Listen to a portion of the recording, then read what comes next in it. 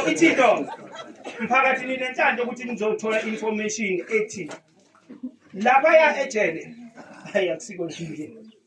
Ngoba impilo yasejele ikwenza ukuthi ubone ukuthi ngempela ukushayila umhlaba wena uthi yawehlula wakwehlula. Ngokwenza kwakhe amaphutha kufuneka iqalela into ulenzelani iphutha uphulelani umthetho. Ngoba umthetho ukhonela ukuthi ukulekelela ukuthi wena uhamba uqonde.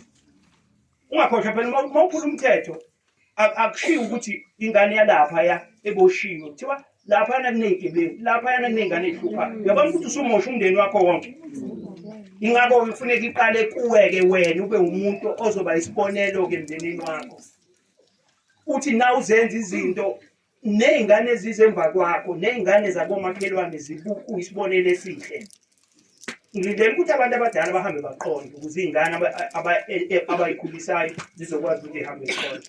La ngisebenza khona umsebenzi ejele lezingane. Ey'nganeni engiyigadile ezu 174 ngeke uze ukhole mangakutshela ukuthi umlungu akekho. Yindaba umlungu engekho. Ingoba belungu bona bebodwa bayakwazi ukuthi bagadane, bayakwazi ukuthi babhekane, bayakwazi ukuhloniphana bebodwa, thina hloniphana. Bese ngilindele umlimi ukuthi ingane yakho mayisifikile lapha ejele kufuneke mina ngihloniphe yona. Inhlonipho ngifanga inkani futhi mina ngiyicelile inhlonipho ngoba mina ngiyayitshela ifike ingane yakho ngilalela. Ekhaya makukuthi awukaze nje uzubonge ngisho uphiwa iball pen ngisho uphiwa unikeze uthengele izicathulo ezinye vele ingane zenu ziyadimanda. So ingane yakho mayidimanda esikoleni ibone uza kwabe efaka igrasshopper nakuyo ifika ifuna igrasshopper bese nawe uyithenga igrasshopper ingane yakho idimanda iqeda ingabongi.